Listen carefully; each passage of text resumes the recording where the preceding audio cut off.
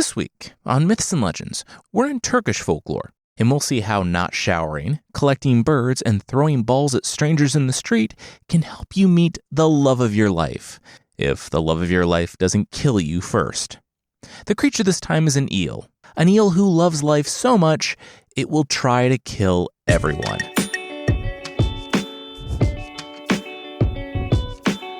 This is Myths and Legends, episode 384, The Silent Princess. This is a podcast where we tell stories from mythology and folklore. Some are incredibly popular tales you might think you know, but with surprising origins. Others are stories that might be new to you, but are definitely worth a listen. Today's a fairy tale from Turkey. Set in the early modern period, it comes to us by way of the Hungarian Turkologist Ignaz Kunos in the early 20th century. We'll jump in with a Turkish prince engaging in his favorite pastime, pelting strangers on the street with balls.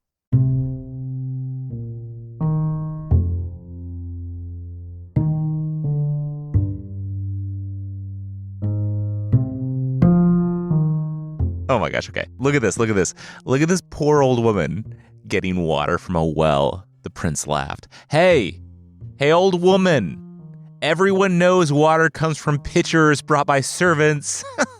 He turned to his tutor, the person who had the challenging job of making sure the prince didn't throw balls at strangers. He was mostly unsuccessful. Could the tutor believe this woman? Drinking water from the ground? That was like eating food grown in dirt. Ew. Then he smiled. Oh yeah, I'm gonna do it. I'm gonna get her. Don't, the tutor warned. Indignation burned in the prince's eyes.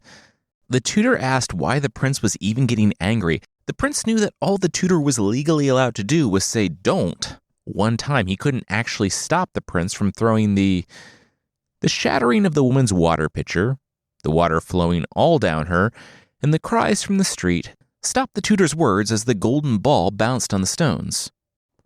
I am now required to go tell your father about this, the tutor groaned, turning to leave. Why? He's not going to care. The prince called back before descending the staircase to go get his ball. I don't care, the padishah confirmed moments later. Boys will be boys. Throwing his ball in the street, the little scamp. He's 24, the tutor cried. What are you trying to prove here? That you're bad at your job? The sultan rose and drove a finger into the tutor's chest. The tutor shouldn't come to him, except to tell him that his son wasn't throwing balls at strangers. Why would I come to tell you that? Unless you're saying that I shouldn't come to you at all. Oh, you're saying that I shouldn't come to you at all. The tutor understood what was being communicated, both implicitly and explicitly. Which meant the next day, when the woman was getting water with one of her other clay water pitchers, and the prince raised his ball, the tutor, sitting on the windowsill, head in his hands, could only say, "Don't. Stop." The prince didn't, and this time to swearing, the water pitcher shattered, and the prince laughed. The third day, too, as the woman was dipping it, the prince aimed his ball and, just like the last two, the water pitcher shattered, this time falling into the well. The prince pointed, grinning. That would teach her to try to exist and not die of thirst. This time, though, the elderly woman turned, not with a grimace, but a smile. The prince was annoyed. He didn't like it when they smiled. She walked toward him. Well, she would say only one thing and then leave. May you fall in love with the silent princess. The tutor joined the prince in laughter. Prince said, what was that about? The tutor said, it was just that she was trying to curse the prince, like being all ominous and taking revenge. It was nothing. The prince laughed. Yeah, no, it was ridiculous. Loving the silent princess. He didn't even know who or what the silent princess was. How could he love her? Then he paused for a few moments, and he clutched his hands to his chest, but he did. He did love her. No, you don't, the tutor said. That was impossible. I'm cursed to love, the prince swooned, and then realized that swooning would mean hitting the floor from about 5.5 feet up, so he just laid down. He had been cursed by the old woman at the well, cursed.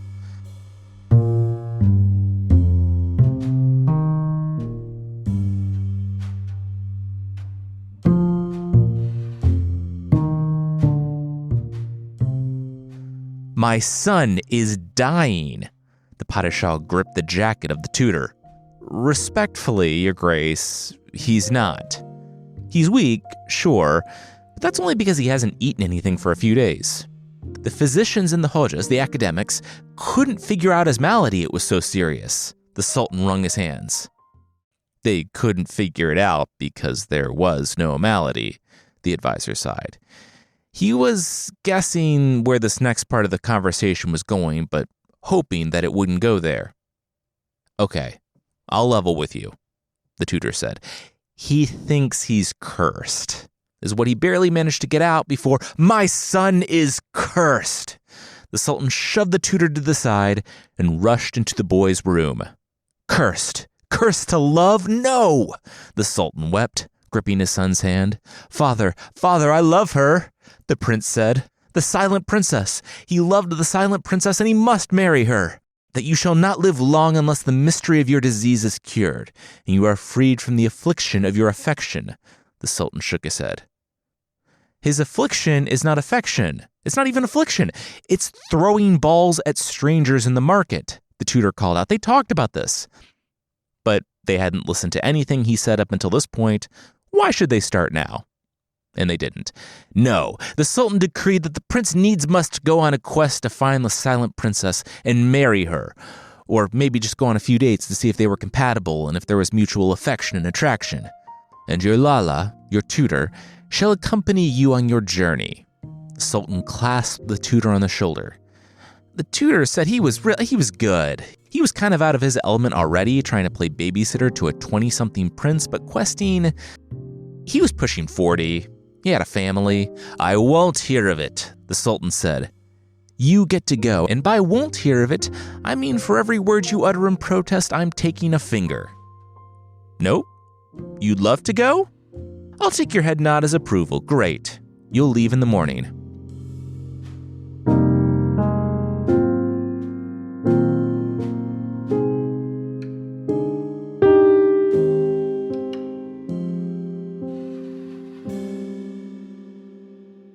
What are you doing? The words echoed down the valley to the river, where the tutor was trying to have a moment to himself to bathe. He dipped into the water. He thought that was obvious. No bathing. What is this? We're taking no care in our appearance. We are as wild men, the prince and the story said.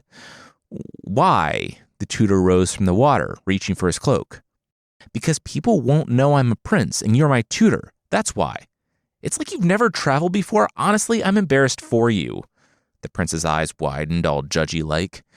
Okay, you've literally never traveled before because you thought water only came from servants.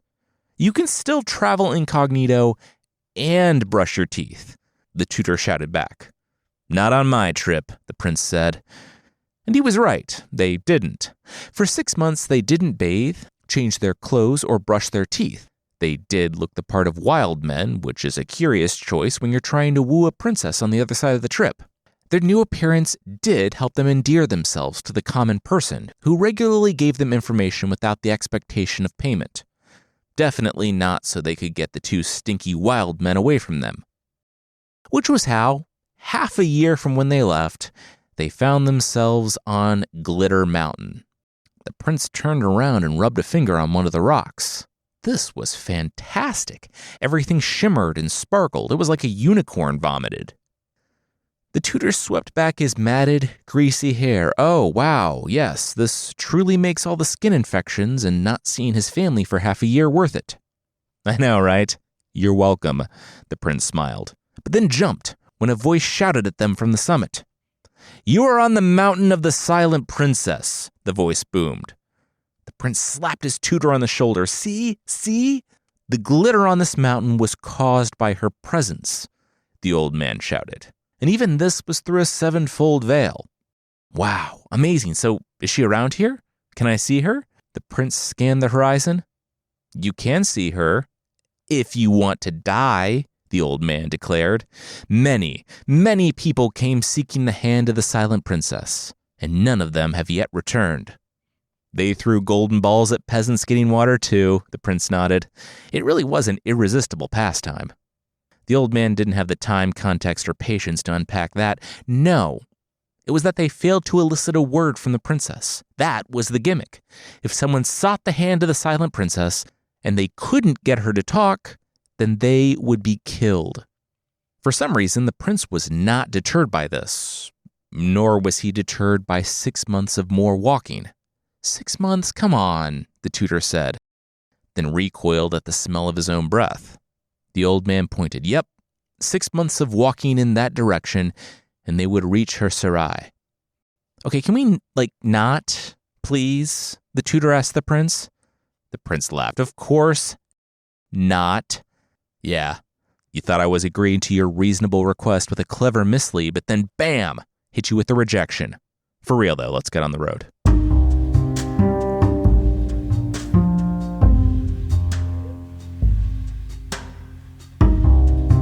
We'll see what happens when the prince and tutor arrive at the blood-red mountain, but that will be right after this. I've heard it said that 8 hours is the ideal amount of sleep we humans are supposed to get every night, and I do not see how that's possible. If you get 8 hours, congratulations, truly. But if you're like me and you get maybe 6, maybe fewer, you know that the quality of sleep that you get is what matters most. That's where our sponsor, GhostBed, comes in.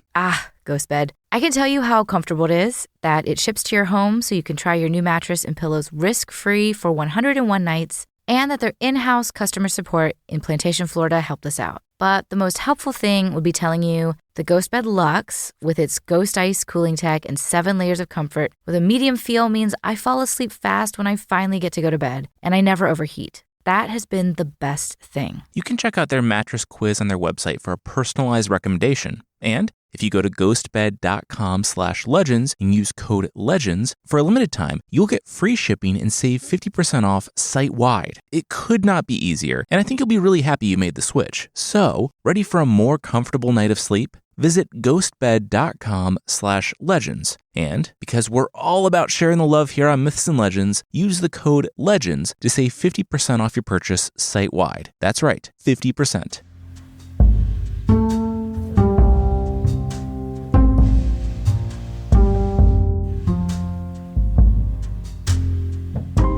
Do you think that the blood-red mountain has anything to do with the silent princess?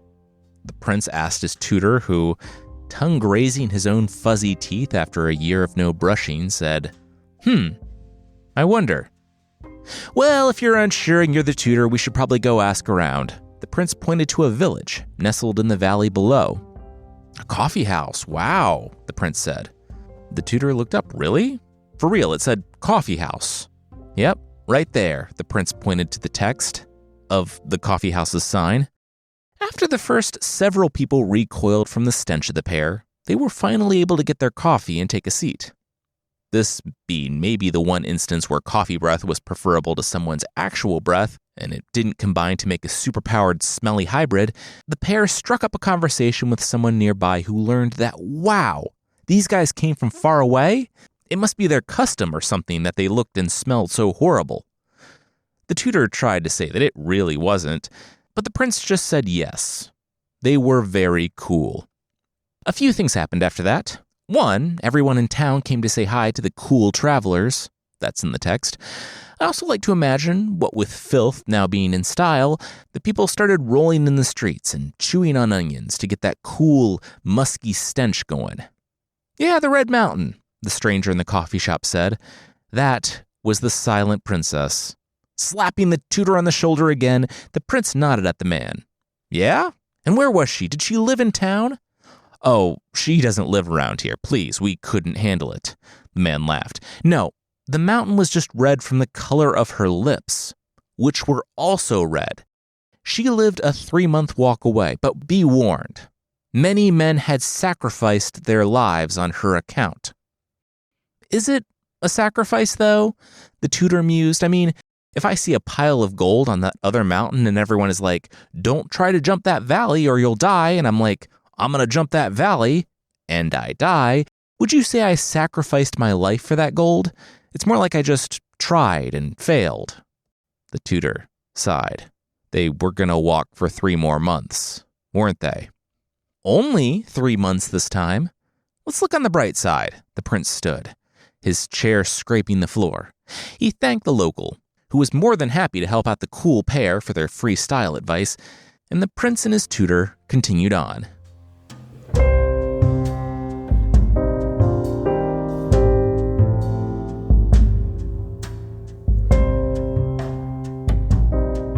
That is way too metal. That's awesome, the prince said, looking at the castle made entirely out of human skulls.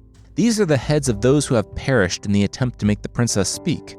Either we attain our object, or our skulls will be used for a similar purpose, the prince muttered, before spurring his horse onward toward the village. The tutor nodded and then shouted after the prince, our skulls? What did he mean, our skulls?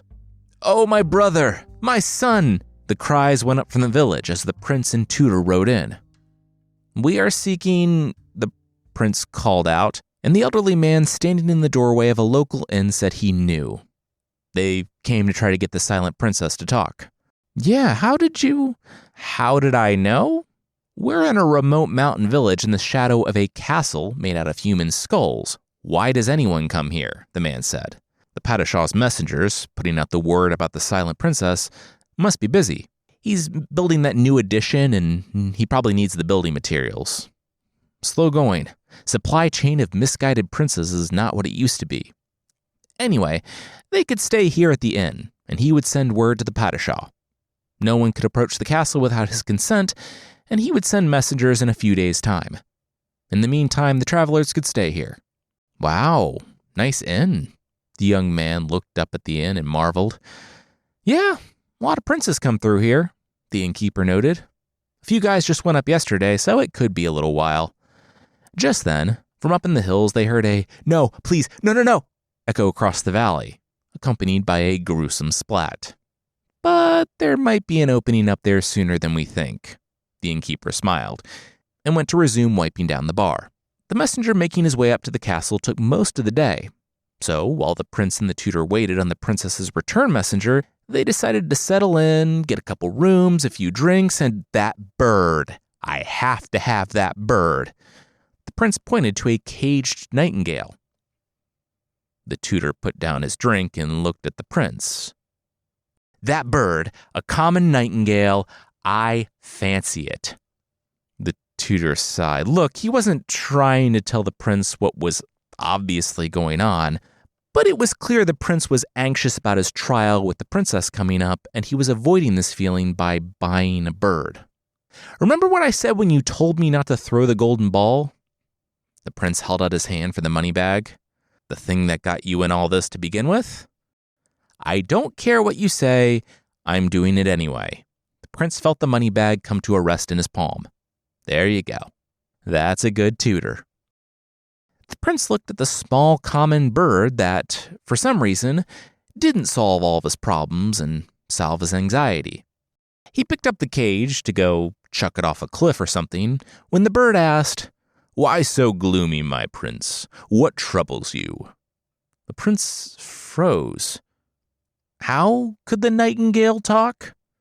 Don't worry about it, it's not important, the nightingale said. Are you God? Are you God speaking to me through this bird? The prince gasped. You said that, not me. I said it wasn't important. Don't worry about it, the bird replied. The prince bowed and laid out the whole situation. Oh, easy, the bird said. You talk to a lamp. The prince was confused. Pointing a wing, the bird tweeted exactly.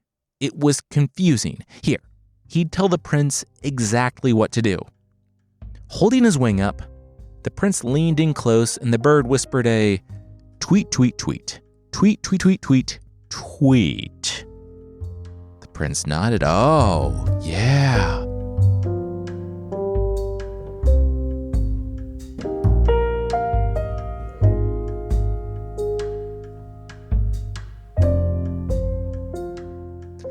You have, let's say, an hour, the Padishah said, as he directed the young man inside. Wouldn't matter, she wouldn't speak.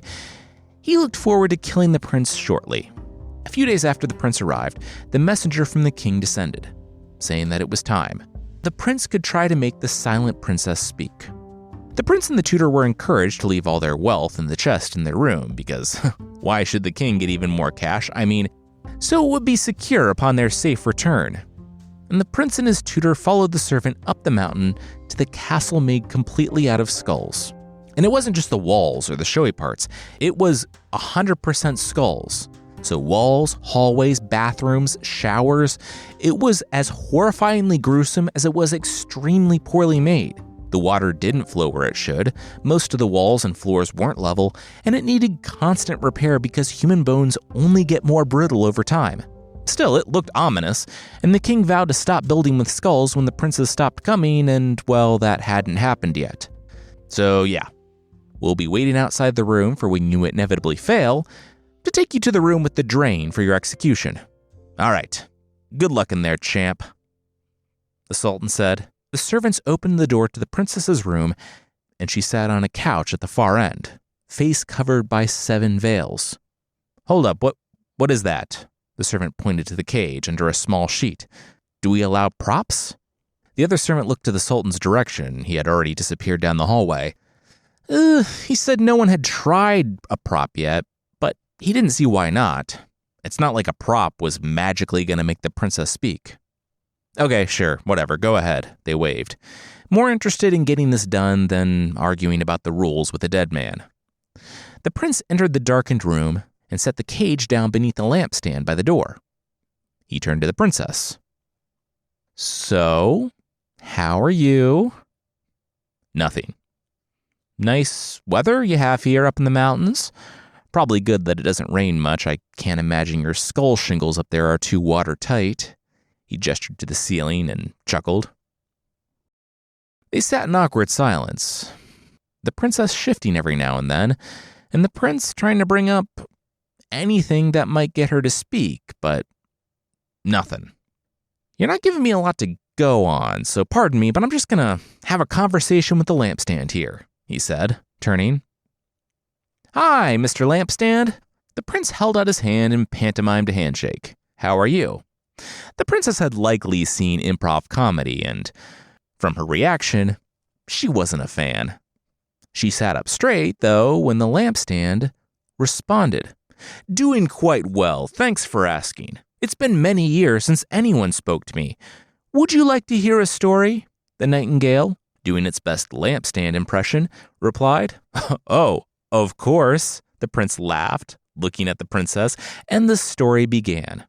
3 princes went to the Shah to seek his daughter's hand. Something you would know nothing about. The lampstand did the verbal equivalent of an exaggerated wink. Oh, lampstand, so topical. Please keep the story moving, though. A time limit wasn't established to get the princess to talk. The prince chuckled nervously. So the lampstand continued. 3 princes, 1 princess, and a Shah with a request. Whoever excels the others in enterprise shall have his daughter.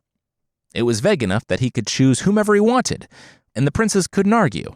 They left that afternoon. Coming to a crossroad, they resolved to go their separate directions so as to not interfere with one another. The world was big and wondrous enough that whichever way they went, they would find something fantastic. They left their rings under a rock so they would know the status of the others upon their return, with princes collecting their own rings when they passed back this way. So, one learned to go a 6 months' journey in an hour. One learned how to make himself invisible, and the third learned how to bring the dead to life again. And the ring thing turned out to be not all that important, because they arrived back at the spring at the same time. The prince cleared his throat. Yeah, the nightingale could see he wanted to say something. Well, lampstand, it's just that, why focus so much on the rings if they weren't important at all? And then just hand wave people being able to turn invisible and raise people from the dead. The lampstand paused. Okay, well, 1, I'm not looking for notes. You don't think that maybe it's an ironic subversion? The lampstand explained. Oh, that's Fairly clever if that was the case, the prince mused. It is the case, the lampstand replied. It wasn't, but in the fairy tale retelling game, we have to work with what we have. Full disclosure, I have been back for a little while, the guy who could turn invisible said. So long that he had been back to check on the princess. In her bedroom. The two others grew in rage, but the invisible man said it wasn't like that. Well, it was intended to be like that, but ultimately it couldn't be because she hasn't left her bed for days. She's very ill. She would likely be dead by the time they could return. He explained the situation, and the man who could restore the dead to life gasped. In his travels, he learned how to make medicine to treat that very condition. But he needed all the right ingredients, and they were, easily, a month's journey away. Just point me in the right direction, the man who could make a 6-month journey in an hour said, and the physician prince did.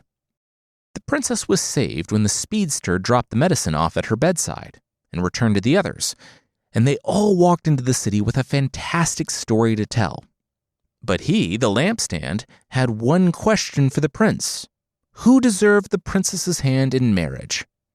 Well, obviously, it was the physician. He prepared the medicine.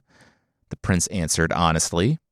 I think it was the prince who alerted them to the condition. The lampstand took the probably least defensible position as to who deserved her hand. Someone had to. And they went back and forth, completely ignoring the princess, who shuffled anxiously on the couch. He knew the right ingredients, where to find them, and the dosage to save her life. The prince was getting legitimately angry that the lampstand wasn't agreeing with him. The invisible guy also did something to save the princess, the lampstand replied. The prince retorted that that wasn't an argument, and he was getting frustrated the lampstand couldn't see that. Stop it, you fools, they heard from the far end of the room, and turned to see the princess rise. It was obviously the man who could travel a journey of 6 months in an hour. Without action, all the knowledge in the world was Her hands went to her veil, and the prince grinned. Got her.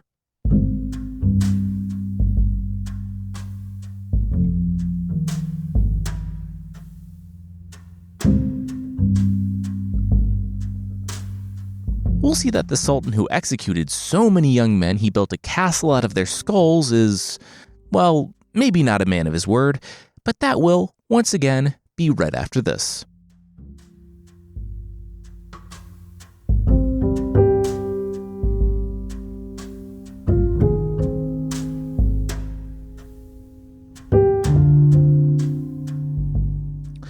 Nope, the Padishah shook his head before ordering the skull door closed so he and the prince could speak in private. Which skull door? The servant asked. They were all skull doors. It was a castle made of skulls. Yes, I know, the Shah said. Close every door. The Shah paced on his crunchy floor. This was an obvious ruse, a trick. His daughter had been deceived into responding. She wasn't coerced, I did it. She responded, Your Majesty. Or should I say, Dad? The prince smiled. No, you shouldn't. Okay, here's the deal. 3 times. The Shah held up his fingers. Get her to talk 3 times, and he could marry her. He would even count today's deception toward the total. That wasn't the deal. I am altering the deal. Pray I don't alter it further. The Sultan turned to leave, but then realized he was in his own throne room. The prince needed to get out.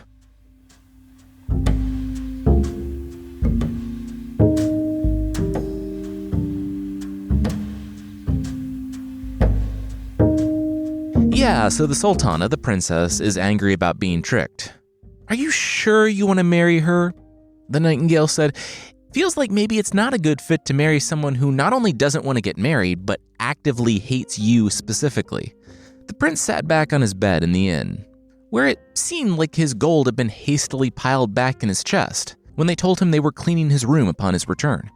The prince told the nightingale sorry. A curse was a curse, and he had to see this through. What was the plan for round 2? The plan was pretty similar. The prince brought in the covered cage and, seeing the lampstand smashed by the door, set it upon a stand by the wall. Again, he tried to talk to the princess, and, as always, she kept stonewalling him. So he turned for a conversation with the stand by the wall. "With great pleasure," the stand called out. "I'm glad the Sultana, the princess, didn't speak, or else you wouldn't speak to me. Would you like to hear a story? I heard quite a few from the lampstand before its untimely death." The prince looked to the princess with an accusatory headshake, but then nodded. "Yeah, absolutely. Okay, so a woman had 3 lovers. Balji, the honeymaker's son, Jaji, the tallow-maker's son, and Tirji, the tanner's son. They each visited her at separate times, so none of them knew about the other. One day, when she was combing her hair, she noticed a gray strand, and so she decided she should probably settle down. Anyway, she devised a plan for the men to determine who was worthy, and then scheduled some visits. First, it was Jaji, the tallow-maker's son. He came in all kissy-kissy, but she was crying. He asked what was wrong. She said her father was dead. He sat back. "Oh, that feels like a big deal. He's dead and haunting me." Jaji said, "That sounds like an even bigger deal. How could he help? Was this a figurative haunting, like she had regrets or something, or a literal haunting?" The woman wiped her eyes. "No, literal. He was roaming the house, groaning and complaining about phantom pains. If Jaji wanted to help, he could put on a sheet and go lie in the grave she dug out back." The tallow-maker's son asked, "How would that help?" The woman shook her head. She could see he didn't love her. All she asked for him was to lie for 3 hours in an open grave, and then they could get to the other stuff they were planning to do today. "Okay, I'll do it. Where's the sheet?"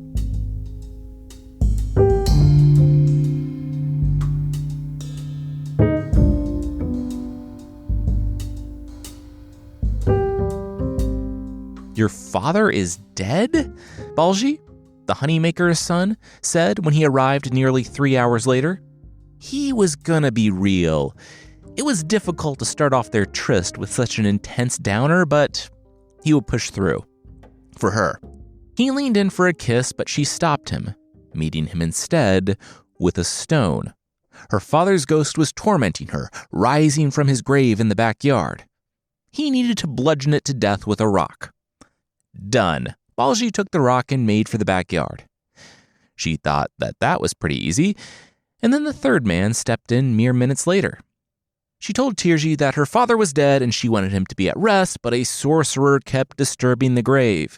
The sorcerer was actually out in the backyard right now. Dispatch him, bring her the corpse in the grave, and they'd get to doing, what they were going to do. He said, "Okay, sure, anything for her." She then looked out the back window to watch who would win the makeshift Hunger Games that she had set up to see who would get to marry her. And who deserved her hand, the stand by the wall said. "The living one? The one who was left at the end?" the prince asked. It seemed like a pretty clear winner there. "Oh, they stopped fighting when they recognized one another and laughed. But who deserved her? Jaji, Balji, or Tirji?" the bird asked. "Well, first, why did you name them? You could have just as easily done the tallow-maker's son, the honey-maker's son, and the tanner's son, even when the vocations don't really add anything to the story. Also, why did you introduce them in one order, but then have them arrive in another? It's just confusing for the listener," the prince said. "Yeah, the lampstand said you were like this and that you were going to workshop it. I gave them names because it adds some realism and, texture. It anchors it historically and culturally," the bird said. "But the men get names and family histories, and the character who's a woman gets nothing?" the prince asked. "Well, that's just the Middle Ages," the bird laughed. "Fair enough," the prince said, but his vote was for Balji. He was willing to fight a ghost. "It was definitely the last guy," the bird said. He was willing to fight a sorcerer. "You both are forgetting the first man who laid in an open grave for 3 hours for the woman he loved," the princess said, then shook her head. She did it again.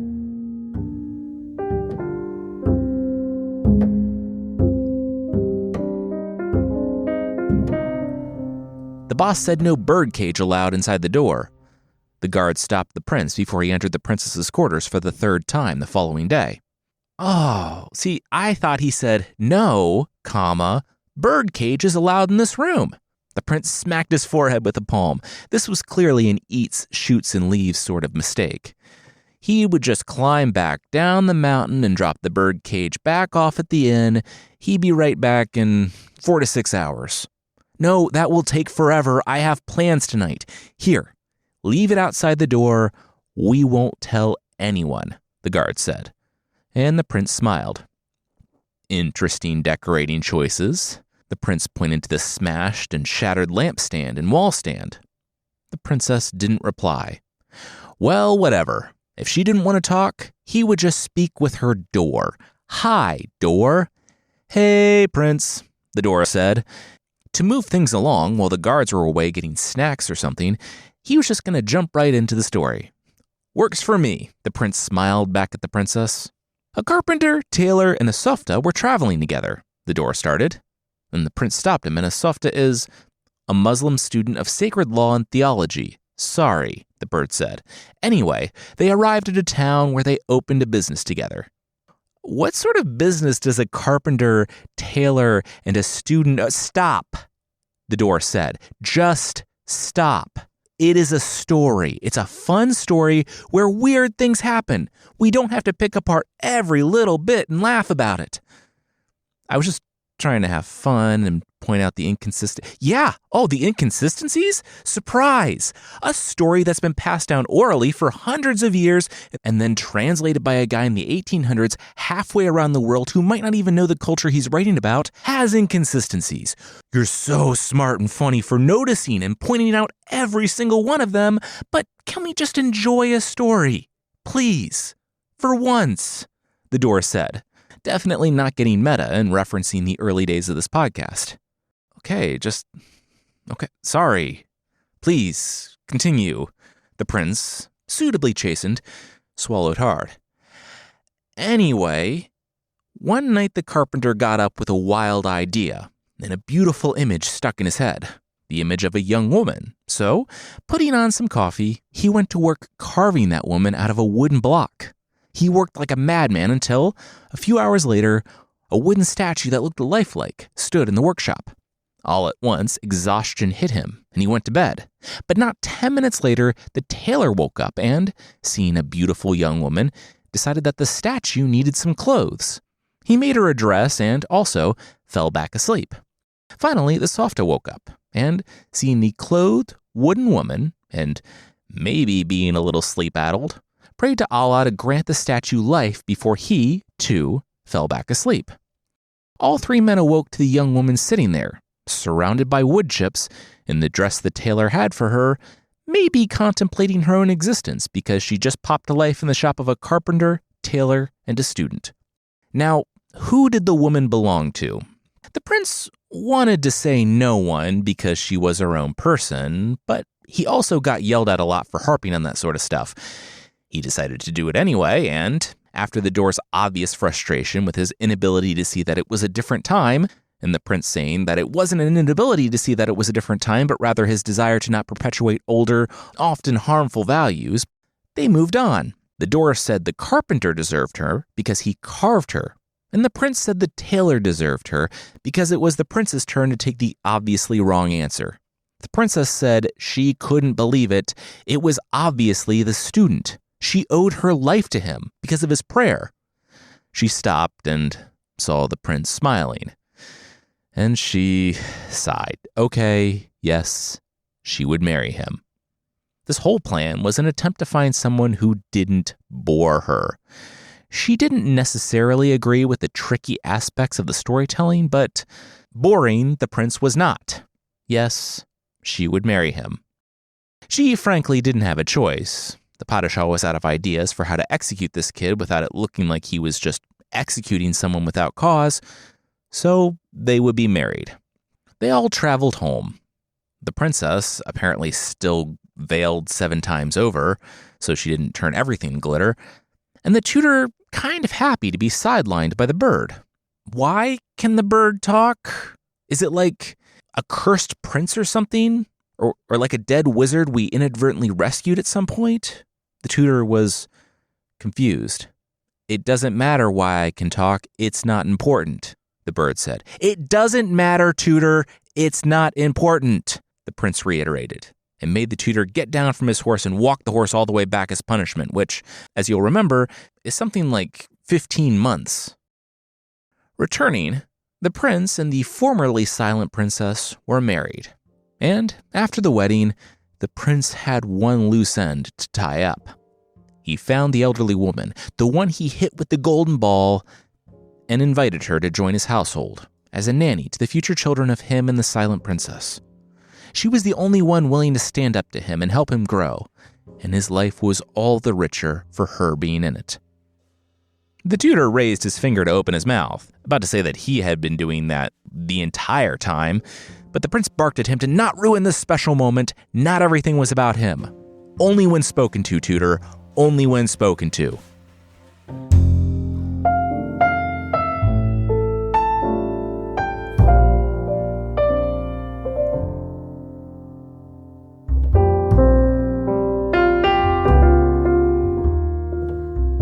Not to go all prince telling the story and pointing out the inconsistencies, but if the silent princess, through 9 veils, turned one mountain to glitter and the other blood red, wouldn't that make the prince's kingdom perpetually shiny red and glittery? Please notice how funny and clever I am for pointing that out. Next week, we're back in the world of Aesop's Fables, thanks to many a request on the Discord server for another one of those. And I had way too much fun writing it. It'll be a good week. If you'd like to support the show for less than the price of pizza socks in a pizza box, they're pizza-themed socks that arrive in a pizza box, no surprise there, you can get extra episodes and ad-free versions of the show that are also themed and sometimes a little awkward. Check out mythpodcast.com/membership or find us on Apple Podcasts for more info on the membership.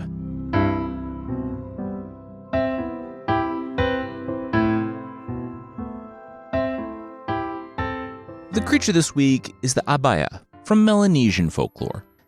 Some creatures look out for their family. Some creatures look out for their species. Some creatures are just good creatures. Anyone that enters their domain is under their protection, no matter what.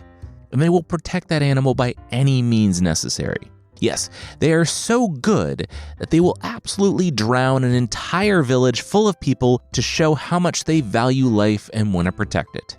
You see, one day, a man went to a lake and started fishing, and it was amazing. The lake was absolutely teeming, and he could barely get them out fast enough. They were practically jumping into his net. He couldn't actually carry all of them back, and had to toss some back in the lake. And when he returned to his village, he shared them all around. People could not believe the bounty. Well, one could. One elderly woman who didn't know anything beyond the fact that all of this seemed way too good to be true. All those fish just jumping out, there were so many of them that were oblivious to hunters because something was protecting them. She appreciated her neighbor wanting to share fish, but thanks but no thanks. Well, since we're humans and we can't have nice things, the next day the entire village went out to just fish that lake completely empty, pull every last fish from the water, because even though there were way more fish than any human or even village could possibly eat before they rotted, they might miss out a little bit if their neighbors picked the lake clean.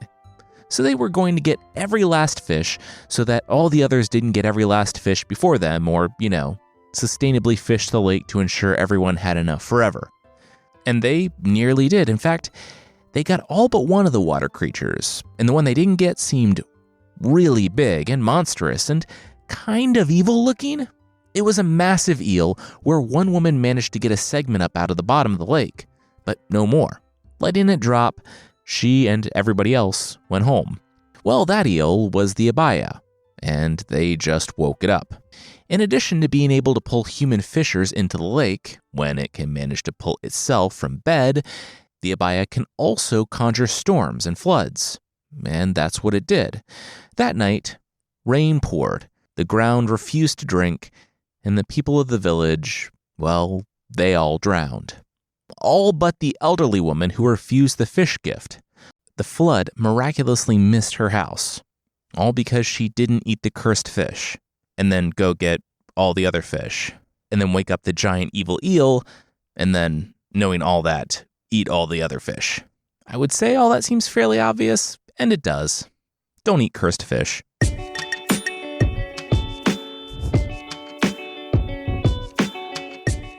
That's it for this time. Myths and Legends is by Jason and Carissa Weiser. Our theme song is by Broke for Free, and the Creature of the Week music is by Steve Combs. There are links to even more of the music we used in the show notes. Thank you so much for listening, and we'll see you next time.